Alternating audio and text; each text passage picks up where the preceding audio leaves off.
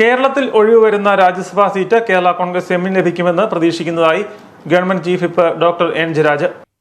രാജ്യസഭാ seat കിട്ടുമെന്നുള്ള പ്രതീക്ഷയിലാണ് ഞങ്ങളത് മുന്നണി ചർച്ച ചെയ്യേണ്ട കാര്യമാണ്. ഞങ്ങളത് അവതരിപ്പിച്ചിട്ടുണ്ട്. സ്വാഭാവികമായി ലഭിക്കുമെന്നുള്ള പ്രതീക്ഷയിലാണ്. അതിൻ്റെ ഒരു ചർച്ചയൊന്നും ആയിട്ടില്ല. അതെ, മുന്നണിയിലൊരു ചർച്ചയും തീരുമാനവും ഞങ്ങൾക്ക് അനുകൂലമായ ഒരു തീരുമാനം ഉണ്ടാകുന്ന പ്രതീക്ഷയിലാണ്. നമ്മുടെ ഇത് ഈ 4-ാം തീയതി കഴിഞ്ഞിട്ടൊക്കെ അല്ലേ ഉള്ളൂ. അതെ ഇലക്ഷൻ അവിടെ ഈ അടുത്തയാഴ്ച കൊണ്ടുള്ള കാര്യത്തിലൊക്കെ ഒരു തീരുമാനത്തേക്ക് എത്തുമായിരിക്കും. 4-ാം തീയതി വരെ ഇലക്ഷന്റെ ഡിക്ലറേഷനും കാര്യങ്ങളും കഴിഞ്ഞ് ഇനി കോടതിയുണ്ട്.